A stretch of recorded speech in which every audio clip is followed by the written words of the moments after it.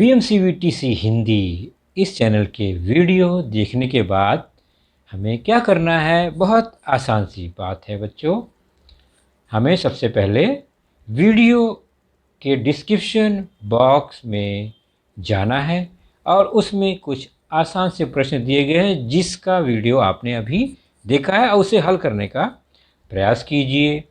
उसके बाद उसी डिस्क्रिप्शन बॉक्स में इस वीडियो से संबंधित अपने मत व्यक्त कीजिए। गूगल फॉर्म द्वारा एक छोटा सा लिंक दिया गया है, उसे क्लिक करिए और उसमें एंट्री करिए।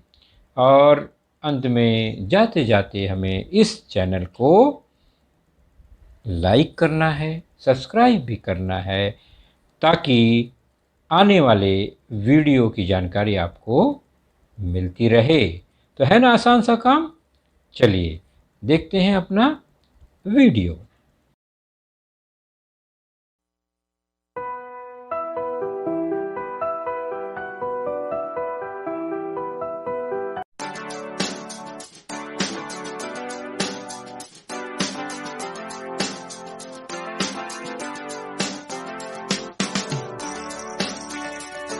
तो जैसा कि मैंने कहा बच्चों, आज का टॉपिक, आज का विषय, आज की कक्षा आपके स्क्रीन पर ही दिखाई देगा।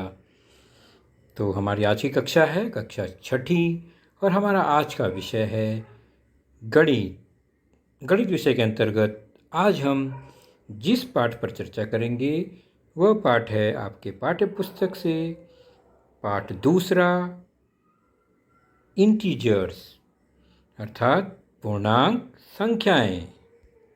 और मैं हूं आपका वर्चुअल मार्गदर्शक अजय कुमार मौर्य, MCGM के वर्चुअल क्लासरूम दादर से।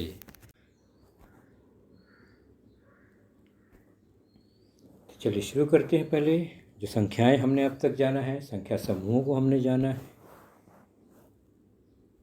तो बच्चों हम लोग शुरू से देखते आए हैं संख्या 1, 2, 3, 4, 5, 7, 8, 9, 10, 11, 12 और इस तरह से असंख्य संख्याएं हैं। ये संख्याएं जो इनका उपयोग हम किसी भी वस्तु को गिनने के लिए करते हैं। जब हम शुरुआत करते हैं गिनती की तो 1 से शुरू करेंगे, 1, 2, 3। तो यह 1 से शुरू होने वाली जो संख्या है वह गणन संख्या है, यानी गिनने की संख्या है, जिसे प्राकृत संख्या भी कहते हैं कि प्रकृति में उपस्थित वस्तुओं को गिनने के लिए हम इसका उपयोग करते हैं। तो इस समूह को जो कि 1 से शुरू होता है वह विशेष समूह है प्राकृत संख्या। तो 1, 2, 3, 4, 5 ये सभी आगे असंख्य तक, हजार, सैकड़े, करोड़ों तक संख्या, असंख्य संख्या, अनगिनत संख्या, यह प्राकृत संख्या गणन संख्या है। लेकिन इसमें अगर ज़ीरो मिला दे, क्योंकि ऊपर देखा ज़ीरो नहीं है, तो यह पूर्ण हो जाता है। तो पहली जो संख्या समूह है वह है प्राकृत संख्या, 1 से शुरू होती है। और दूसरा जो समूह है वह है पूर्ण संख्या, वह 0 से शुरू होती है, अर्थात 0 से शुरू होकर आगे फिर वही सभी प्राकृत संख्याएं इसमें आती हैं। तो 2 समूह मिला हमें, प्राकृत संख्या नेचुरल नंबर्स जो कि 1 से शुरू होता है, और पूर्ण संख्याएं होल नंबर्स जो कि 0 से शुरू होता है और आगे बढ़ता है असंख्य तक।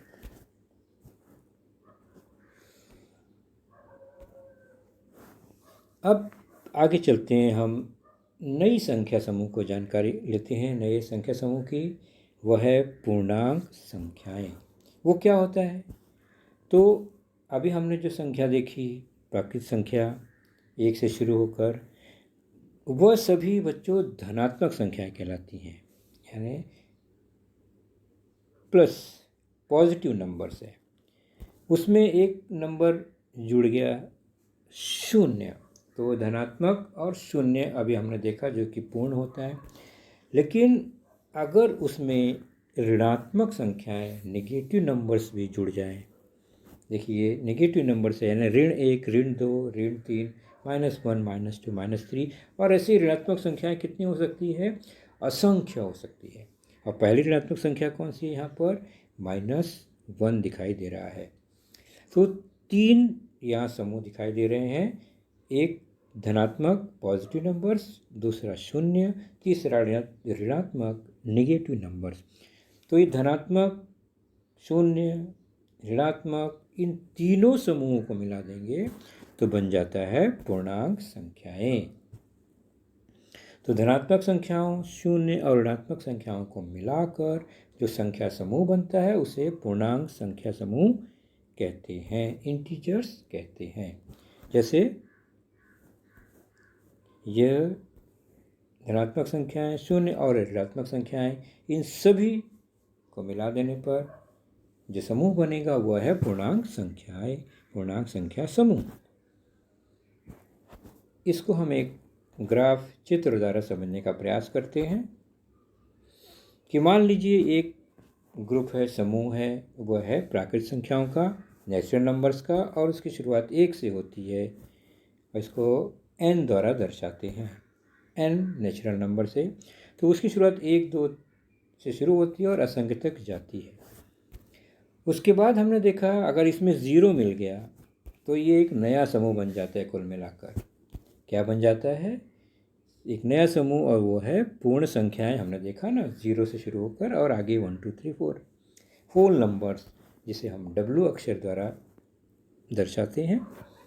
तो 0 और 1 2 3 4 यानी नेचुरल नंबर मिलाकर ये पूर्ण संख्या बन गया। पूरा एक बड़ा, आप देख रहे हैं समूह, बड़ा अंडाकार एक आकार है ये। और अगर इसमें ऋणात्मक संख्याएं भी जुड़ गई तो ये समूह और बढ़ जाता है। सब मिला के एक बड़ा समूह बन गया जिसमें ऋणात्मक भी है, शून्य भी है और धनात्मक भी है। इसे कहते हैं पूर्णांक संख्याएं, इंटीजर्स, जिसे I अक्षर द्वारा दर्शाते हैं। तो ये सभी तीनों समूह मिलकर एक बड़ा समूह बन गया।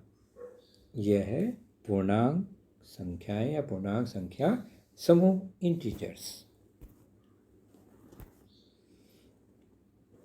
हम देखेंगे आज पूर्णांक संख्या को संख्या रेखा पर कैसे दर्शाते हैं। यानी हम एक संख्या रेखा है, उस पर पूर्णांक संख्याएं किस तरह से लिखी जाती हैं। यह एक रेखा है, यानी हम पहले संख्या रेखा देखेंगे, संख्या रेखा बनाते कैसे हैं। तो एक रेखा, उसके बीच में कहीं पर एक बिंदु ले लेते हैं, उसको 0 या 0 अंक से दर्शा देते हैं, और वही इसका आरंभ बिंदु होता है, शुरुआत होती है। इस संख्या रेखा की शुरुआत आरंभ बिंदु से यानी 0 से होती है। फिर कुछ निश्चित दूरी पर हम, यानी समान दूरी पर कुछ बिंदु बनाएंगे, दाईं ओर या राइट हैंड साइड। और राइट हैंड साइड पे हम धनात्मक संख्या लिखेंगे 0 से राइट साइड, 1 2 3 4 5। क्योंकि ये धनात्मक है तो यहाँ धन का निशान लगा दिया गया है।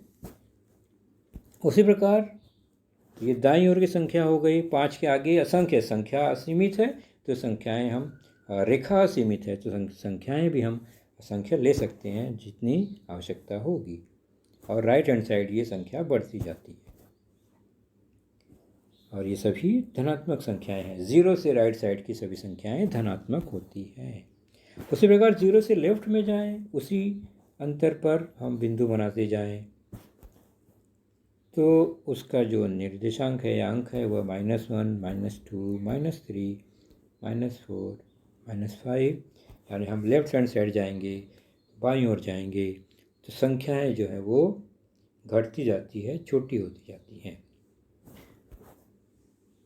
तो और ये सभी ऋणात्मक संख्याएं हैं।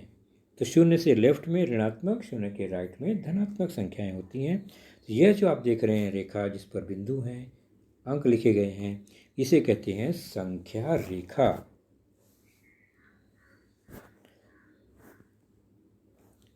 तो 0 के लेफ्ट में ऋणात्मक, 0 के राइट में धनात्मक, और 0 जो है वह न तो धनात्मक है और न ही ऋणात्मक है।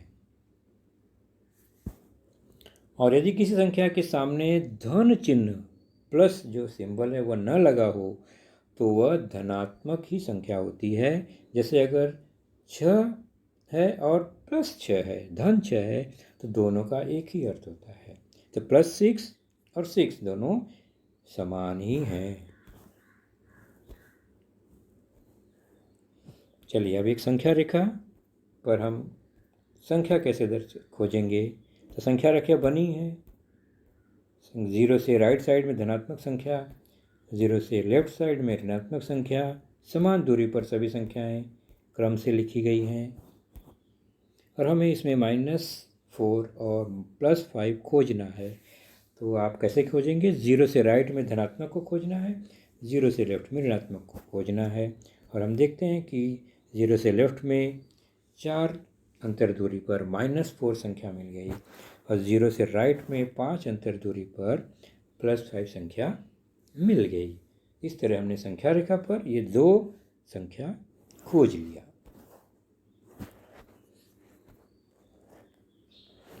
तो संख्या रेखा बच्चों आड़ी ही नहीं होती है, संख्या रेखा खड़ी भी होती है। उसके बारे में हम थोड़ी सी चर्चा कर लेते हैं। ये खड़ी संख्या रेखा क्या है? तो खड़ी संख्या रेखा में भी एक मध्य में बिंदु आएगा जो कि आरंभ बिंदु होगा, जिसको 0 लिखेंगे, और फिर उसके ऊपर समान अंतर पर बिंदु बनाएंगे और उसको धनात्मक संख्याओं से दर्शाएंगे उन बिंदुओं को। तो ऊपर की ओर धनात्मक संख्याओं को, और फिर नीचे भी उसी अंतर पर संख्या दर्शाएंगे, ऋणात्मक संख्या। तो नीचे की ओर ऋणात्मक संख्याएं लिखी जाती हैं।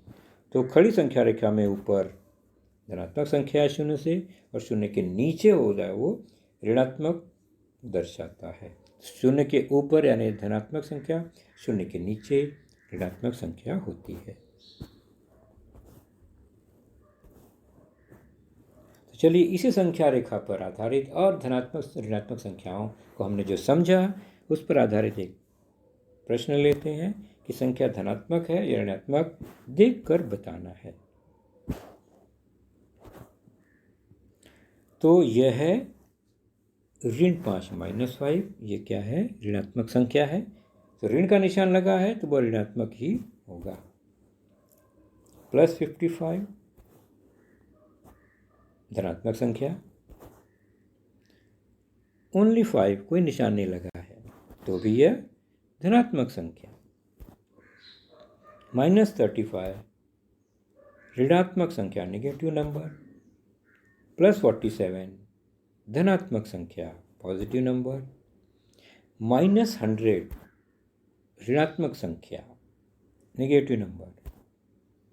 -85 ऋणात्मक संख्या। अब एक धनात्मक संख्या हमें यहाँ लिखनी है।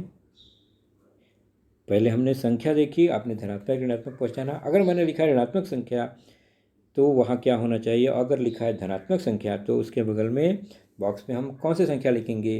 कोई भी संख्या लिख सकते हैं, केवल वह होनी कैसी चाहिए? धनात्मक। तो यहाँ पर मैंने 63 लिख दिया, कोई निशान नहीं लगाया, मतलब वह भी धनात्मक संख्या है। तो आपने धनात्मक और ऋणात्मक संख्याओं को पहचाना। तो यदि किसी संख्या के सामने धन का चिन्ह न लगा हो तो भी वह धनात्मक संख्या ही होती है। हमने इसके पहले ये देखा 6 और धन 6 दोनों एक ही होते हैं। वैसे यहाँ भी बहुत सारी संख्याएं हैं जो बिना चिन्ह के लगी हैं।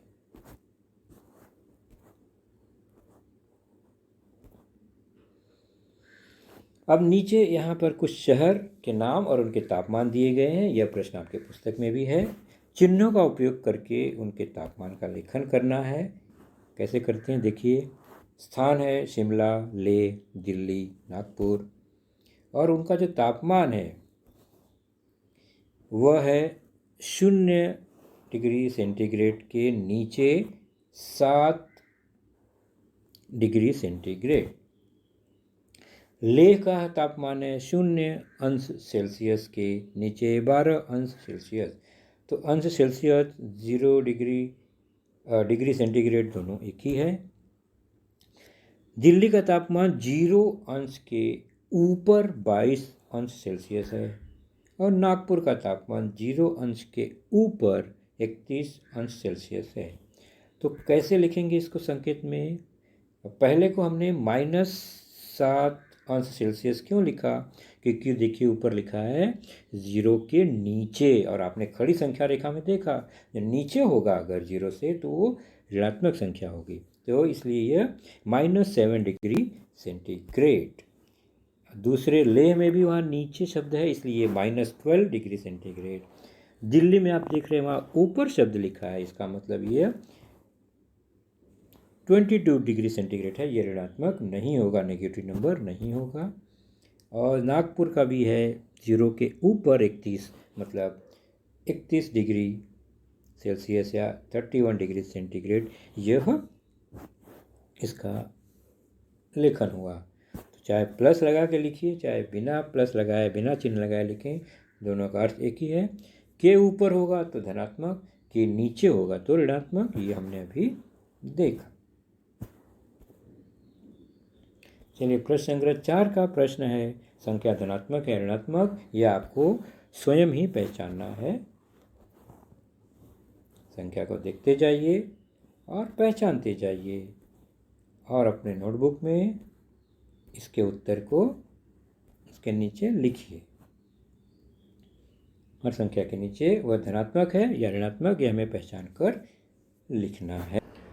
तो बच्चों, आपने देखा आज का लेसन, उसके प्रमुख मुद्दों को ध्यान से बार बार दोबारा देखकर समझने का प्रयास कीजिए, क्योंकि एक बार देखने पर किसी को भी वो पूरा मुद्दा समझ में नहीं आता। तो जैसे ही हम 2 बार 3 बार देखेंगे तो हमें वह समझ में आने लगेगा। और इसके आगे की जानकारी जो होगी बच्चों, वह निश्चित ही हमारे अगले वीडियो में होगी। तो उस वीडियो को देखने के लिए, उसकी सूचना प्राप्त करने के लिए जो नीचे सब्सक्राइब का बटन होता है उसे ज़रूर प्रेस कीजिए और नोटिफिकेशन ऑन रखिए, ताकि जैसे ही हमारा लेसन चैनल पर डाला जाएगा आपको वह तुरंत प्राप्त होगा। तो अपना ख्याल रखिए, सुरक्षित रहिए। Thank you.